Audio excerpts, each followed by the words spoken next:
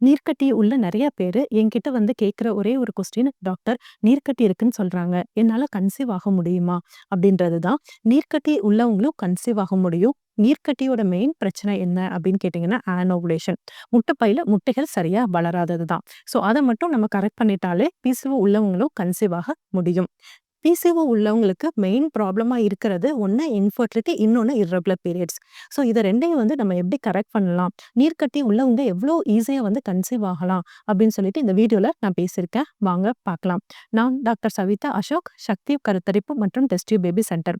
எங்களோட மத்த வீடியோஸ்க்கு எங்களோட யூடியூப் சேனல்ல இருக்க பிளேலிஸ்ட்ட பாருங்க. இந்த நீர்க்கட்டி பிரச்சனை வந்து தற்சமயமா ரொம்பவே ஜாஸ்தி ஆயிட்டு இருக்குங்க. ஒரு 10 இன்ஃபெர்டைல் கப்பிள்ஸ் வந்துட்டு எங்ககிட்ட வராங்க அப்படின்னா, அதுல நிச்சயமா ஒரு 6 அல்லது 7 பேத்துக்காவது இந்த நீர்க்கட்டினால குழந்தை கிடைக்காம இருக்குங்க. ஸோ இத எப்படி நம்ம கரெக்ட் பண்ணலாம்? இதுக்கான ட்ரீட்மெண்ட் மெத்தட் என்னென்ன? அப்படின்றத பத்தி தான் நான் இந்த இதுல உங்களுக்கு விரிவா சொல்லப் போறேங்க. ஸோ நீர்க்கட்டி உள்ளவங்களுக்கு மெயின் பிரச்சனை என்ன அப்படின்னு கேட்டீங்கன்னா, ஆனோவுலேஷன். அதாவது முட்டைப்பையில முட்டைகள் சரியா வளராது. ஸோ அப்படி வளராததுனால அவங்களுக்கு பீரியட்ஸும் கரெக்ட்டா ஆகாது. அதனால குழந்தையும் கிடைக்காது. ஸோ அந்த 2 பிரச்சனையும் எப்படி நம்ம சரி பண்றது? அப்படின்றத பார்த்துரலாம். இதுல வந்து பார்த்தீங்கன்னா, நீங்க புரிஞ்சுக்க வேண்டிய ஒரே ஒரு விஷயம் என்னன்னு கேட்டீங்கன்னா, இந்த நீர்க்கட்டிக்கான பிரச்சனை முக்கியமா வர்றதுக்கான காரணம் வந்து பார்த்தீங்கன்னா, நம்மளோட ஹார்மோனல் இம்பேலன்ஸ். ஸோ இது வந்து ஒரு லைஃப் ஸ்டைல் டிசீஸ்ன்னு கூட சொல்லலாங்க. ஸோ நம்மளோட லைஃப் ஸ்டைல வந்து மாடிஃபை பண்ணா, பிசிஓட சிம்ப்டம்ஸ வந்து நல்லாவே கம்மி பண்ண முடியும். விரைவாவும் நம்மளால கன்சீவ் ஆக முடியுங்க. ஸோ நம்ம என்ன பண்ணணும் அப்படின்னு கேட்டீங்கன்னா, நம்மளோட ஹைட்டுக்கு ஏத்த வெயிட்ல நம்ம இருக்கோமா அப்படின்றத ஃபர்ஸ்ட்டு நம்ம செக் பண்ணிக்கணும். ஸோ வெயிட்ட எவ்வளோ முடியுமோ நம்ம குறைக்கணும். நம்மளோட டயட் வந்து பார்த்தீங்கன்னா, நல்ல ஹெல்த்தியான, ஆரோக்கியமான டயட்ட வந்து எடுத்துக்கணும். நம்மளோட டயட்ல வந்து சாப்பிடக்கூடாது அப்படின்னா, நம்ம சுகரே தொட வேண்டாங்க. ஸோ இனிப்பு பலகாரத்த ரொம்பவே கம்மி பண்ணிட்டோம் அப்படின்னா, நம்ம ஹெல்த்தியான டயட்டுக்கு வந்துட்டோம் அப்படின்னு அர்த்தம். அடுத்தது என்ன சாப்பிடலாம் அப்படின்னு கேட்டீங்கன்னா, புரோட்டீன்ஸ் நெறைய எடுத்துக்கோங்க. முளைக்கட்டின பயறு வகைகள் நெறைய எடுத்துக்கோங்க. நட்ஸ் நெறைய எடுத்துக்கலாங்க. வெஜிடபிள்ஸ் நெறைய எடுத்துக்கோங்க. ஃப்ரூட்ஸ் நெறைய எடுத்துக்கோங்க. நான்வெஜ் சாப்பிடுவீங்கன்னா, நான்வெஜ்ஜும் தாராளமா எடுத்துக்கலாம். கிரேவியா எடுத்துக்கோங்க.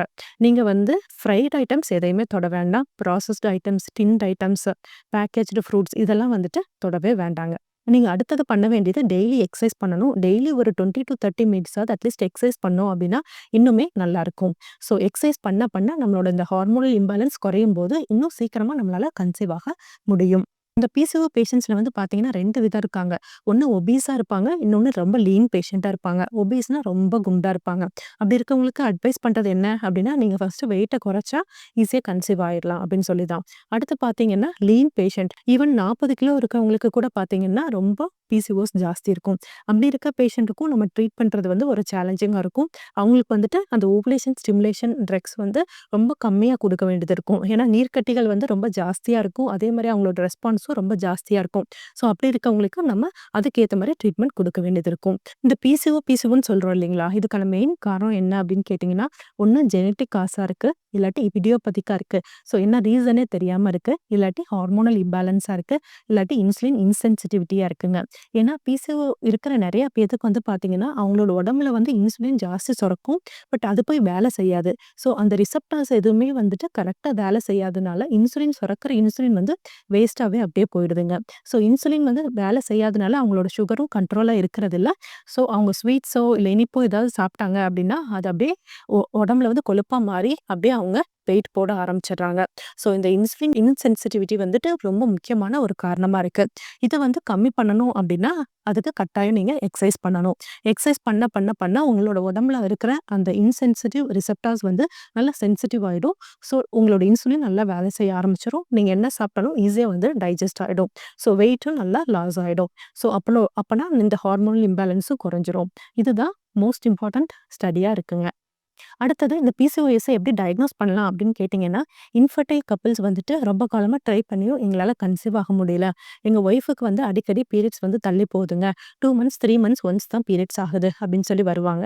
அப்படி வர்றவங்களுக்கு ஸ்கேன் பண்ணி பார்க்கும்போது, முட்டைப்பையில முட்டைகள் வந்துட்டு நீர்க்கட்டிகள் மாரி ஃபார்ம் ஆயிருக்கும். அதாவது பிசிஓ இருக்கிறவங்களுக்கு வந்து பெரிஃபெரல் அரேஞ்ச்மென்ட் ஆஃப் ஃபாலிகிள்ஸ்ன்னு சொல்லுவோங்க. முட்டைப்பையில வந்துட்டு சின்ன சின்ன நீர்க்கட்டி மாரி அரேஞ்ச் ஆகி இருக்குங்க எக்ஸ் எல்லாமே. அது எல்லாமே ஒவ்வொன்னும் வந்துட்டு ஒவ்வொரு முட்டைகள் தான். பட் இதோட மெயின் இம்பார்ட்டன்ட் இது என்னன்னு புரிஞ்சுக்கணும் நீங்க. அ முட்டைகள் வந்து நெறையவே இருக்கு அவங்களுக்கு. பட் ஒவ்வொரு ஒவ்வொரு மாசமும் நார்மலா வந்து முட்டைகள் வளர்ந்து வெளியில வந்து உடையணும் இல்லையா? அது மாரி வந்து உடையாம சின்ன சின்னதா நீர்க்கட்டிகள் மாரி ஃபார்ம் ஆகி உள்ளுக்குள்ளேயே ஓவரீஸ்குள்ள இருந்துக்கிறது. அதனால தான் இதற்கு பேர் வந்துட்டு பாலிசிஸ்டிக் ஓவரீஸ். பாலினா நெறையா, சிஸ்டிக்னா குட்டி குட்டி சிஸ்டா இருக்கிறது, ஓவரீஸ்ல இருக்கிறது. ஸோ இதுதான் பேசிக்கா பாலிசிஸ்டிக் ஓவரீஸ் அப்படின்னு சொல்றோம். வாங்க அடுத்து இம்பார்ட்டன்ட்டான இதற்கான ட்ரீட்மெண்ட் பார்ட்டுக்கு வந்து போலாம். ஸோ ட்ரீட்மெண்ட் பார்ட்னா நான் ஃபர்ஸ்ட்டு சொன்ன மாரி உங்களோட வெயிட் மேனேஜ்மெண்ட் ரொம்ப ரொம்ப இம்பார்ட்டன்ட். அடுத்து நீங்க ஹெல்த்தியான டயட், ஹெல்த்தியான எக்ஸர்சைஸ் ரொம்பவே முக்கியம். ஸோ இது 3ம் உங்களால பண்ண முடியறது. அடுத்து வந்துட்டு டாக்டர்ஸ் கிட்ட நீங்க போகும்போது நான் சொன்ன மாரி ஆனோவுலேட்டரி சைக்கிள்ஸா இருக்கு இல்லைங்களா? முட்டைப்பையில முட்டைகள் வெளியில வரதில்ல. ஸோ அந்த பிரச்சனைக்கு தீர்வு என்ன அப்படின்னு கேட்டீங்கன்னா, நம்ம அதுக்கு ஏத்த மாரி முட்டைகள வளர வச்சு உடையறதுக்கான இன்ஜெக்ஷன் போட்டு அடுத்து நீங்க கன்சீவ் ஆகுறதுக்கு பிளான் பண்ணலாம். ஸோ ஓவுலேஷன் இண்டக்ஷன் ட்ரக்ஸ்ன்னு சொல்லுவோம். ஓவுலேஷன் ஆகுறதுக்காக மாத்திரைகள் குடுக்குறது. ஸோ அது லெட்ரோசோல் இல்லாட்டி குளோமிஃபின் அப்படின்னு சொல்லுவோம். 2 மெடிசின்ஸ் இருக்கு. இது 2மே முட்டைப்பையில முட்டைகள நல்லா வளர வைக்கும்.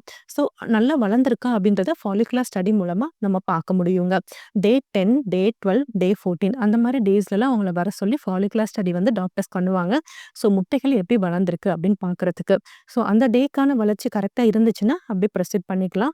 இல்ல நீர்க்கட்டி உள்ள நெறைய பேத்துக்கு வந்து பார்த்தீங்கன்னா, சரியா ரெஸ்பான்ஸே இருக்காது டேப்லெட்ஸ்ல. ஸோ அடுத்த ஸ்டெப்பான இன்ஜெக்ஷன்ஸ்க்கு வந்து நம்ம போக வேண்டியது இருக்கும். ஸோ அதுக்கேத்த மாரி இன்ஜெக்ஷன்ஸ் போட்டா தான் ஒரு சிலருக்கு வந்து வளரும் அப்படின்னு சொல்லியிருக்கோங்க. ஸோ அப்போ இன்சுலின் இன்சென்சிட்டிவிட்டி ரொம்ப ஜாஸ்தியா இருக்குன்னு அர்த்தம். அதே மாரி பிசிஓவும் ரொம்ப ரெசிஸ்டன்ட்டா இருக்காங்க அப்படின்னு அர்த்தம். ஸோ ட்ரக்ஸ் போட்டு நல்லா வளர்ந்துருச்சுன்னா ப்ராப்ளம் இல்ல. அடுத்தது நம்ம அடுத்து ஓவுலேட் பண்ண வச்சு நம்ம அடுத்து கன்செப்ஷனுக்கு பிளான் பண்ணலாம். ஒரு சிலருக்கு வந்து பார்த்தீங்கன்னா, பிசிஓ ரொம்ப ரெசிஸ்டன்ட்டா இருக்கும். நம்ம மெடிசின்ஸ் குடுத்தாலும் வளராது, இன்ஜெக்ஷன்ஸ் போட்டாலுமே வளராது. அப்படி இருக்கவங்களுக்கு அடுத்து நீர்க்கட்டிய உடைக்கணுங்க. பிசிஓ ட்ரில்லிங் அப்படின்னு சொல்லிட்டு ஒரு ட்ரீட்மெண்ட் வந்து பண்ணுவோங்க. அது வந்து லேப்ரோஸ்கோபி மூலமா ரொம்ப சிவியரா இருக்க நீர்க்கட்டிய கொஞ்சம் உடைச்சு விடுறது. ஸோ அப்படி உடைச்சு விட்டோம்னா, அவங்களுக்கு வந்து இந்த ஹார்மோனல் இம்பேலன்ஸ் வந்து கொஞ்சம் கம்மியாகுது. ஸோ நம்ம ட்ரீட்மெண்ட்டுக்கு நல்லா ரெஸ்பான்ஸ் பண்ணுவாங்க. ஸோ இதுதான் நம்மளோட ட்ரீட்மெண்ட் மெத்தடுங்க. ஸோ இந்த ஓவுலேஷன் ட்ரக்ஸ் எடுத்துக்கிட்டோம் அப்படின்னா, நம்ம அந்த ஆனோவுலேட்டரி ப்ராப்ளம கரெக்ட் பண்ணிக்கலாம். So ovulation ஆயிக்கும்.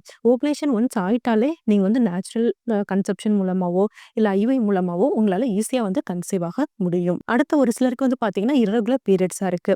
ரொம்ப பீரியட்ஸ் இர்ரெகுலரா இருக்கவங்களுக்கு என்ன பண்றோம் அப்படின்னா, ஒரு 1 ஆர் 2 சைக்கிள்ஸ் வந்துட்டு ஓரல் கான்ட்ராசெப்டிவ் பில்ஸ் வந்து குடுக்குறோம். அவங்களோட சைக்கிள்ஸ வந்து ரெகுலேட் பண்றதுக்கு.